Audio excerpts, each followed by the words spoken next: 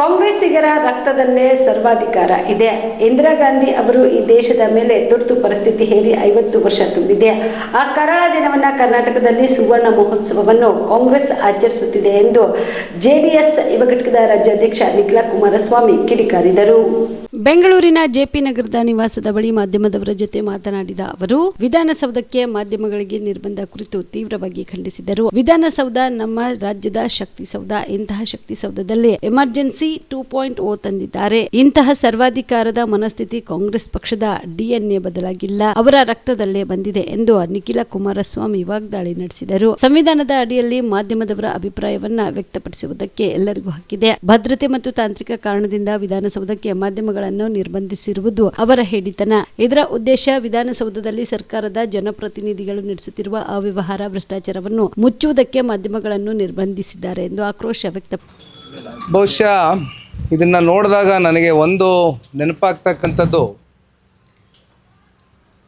ಈಗಾಗಲೇ 50 ವರ್ಷದ ಹಿಂದೆ ಇಂದಿರಾ ಗಾಂಧಿಯವರು ಒಂದು ತುರ್ತು ಪರಿಸ್ಥಿತಿಯನ್ನು ಇಡೀ ದೇಶದ ಮೇಲೆ ಏರಿದರು. ಈಗ ಸರಿಸುಮಾರು ಒಂದು 50 ವರ್ಷ ಕಳೆದೋಗಿದೆ.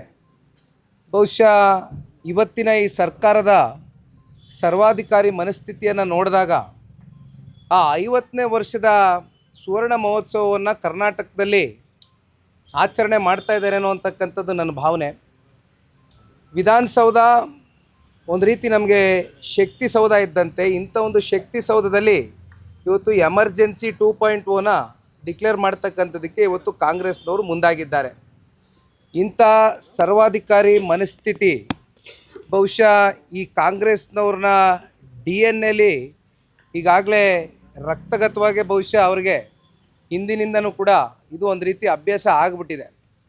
ಆದರೆ ಒಂದು ನಾನು ಹೇಳ್ತಕ್ಕಂಥದ್ದು, ಮಾಧ್ಯಮದ ಸ್ನೇಹಿತರು ಸಂವಿಧಾನದ ಅಡಿ ಅವ್ರಿಗೆ ಅವರ ಅಭಿಪ್ರಾಯಗಳನ್ನ ವ್ಯಕ್ತಪಡಿಸ್ತಕ್ಕಂಥದ್ದಕ್ಕೆ ಅವರಿಗೆ ಎಲ್ಲ ರೀತಿಯಾದಂಥ ಹಕ್ಕುಗಳಿದೆ.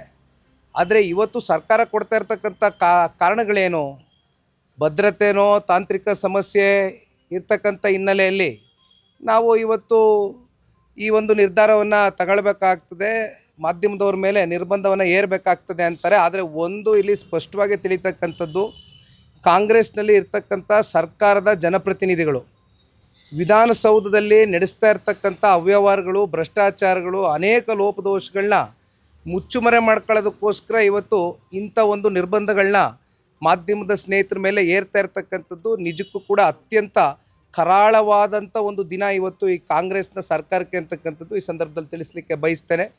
ಮೊದಲು ಇಂಥ ಜನವಿರೋಧಿ ನೀತಿಗಳನ್ನ ಜೊತೆಯಲ್ಲಿ ಪತ್ರಿಕೋದ್ಯಮನ ಸ್ನೇಹಿತರನ್ನ ಕಟ್ಟಾಕ್ತಕ್ಕಂಥದ್ರಲ್ಲಿ ಏನು ಕೈಗಳನ್ನ ಹಾಕಿದ್ದಾರೆ ಕಾಂಗ್ರೆಸ್ನವರು, ಇದನ್ನು ಮೊದಲು ಇವರು ಬಿಡ್ತಕ್ಕಂಥದ್ದು ಸೂಕ್ತ. ಕಾಮರೆಡ್ಡಿ ಆರ್ಥೋ ಮತ್ತು ಟ್ರಾಮಾ ಕೇರ್ ಆಸ್ಪತ್ರೆ, ಕಲಬುರಗಿ. Doctor S B. ಕಾಮರೆಡ್ಡಿ ಹಾಗೂ ಡಾಕ್ಟರ್ ಪ್ರತಿಮಾ ಎಸ್. ಕಾಮರೆಡ್ಡಿ ಸಾರಥ್ಯದಲ್ಲಿ ಕಳೆದ 11 ವರ್ಷಗಳಿಂದ ಸಾವಿರಾರು ರೋಗಿಗಳಿಗೆ ದಿನದ 24 ಗಂಟೆ ತುರ್ತು ಸೇವೆ ನೀಡಿದ ಶ್ರೇಯಸ್ಸು. ಆರ್ಥೋ ಚಿಕಿತ್ಸೆಗೆ ನುರಿತ ವೈದ್ಯರ ತಂಡ, neuro surgery, joint replacement surgery, interventional pain clinic, plastic surgery, facial maxillo surgery, ದಿನದ 24 ಗಂಟೆ ಲ್ಯಾಬ್ ಸೌಲಭ್ಯ, ದಿನದ 24 ಗಂಟೆ ಮೆಡಿಕಲ್ ಸೌಲಭ್ಯ, ಡಿಜಿಟಲ್ ಎಕ್ಸ್ರೇ, ದಿನದ 24 ಗಂಟೆ ಬ್ಲಡ್ ಬ್ಯಾಂಕ್ ಸರ್ವಿಸ್, ದಿನದ 24 ಗಂಟೆ ಆಂಬ್ಯುಲೆನ್ಸ್ ಸೌಲಭ್ಯ.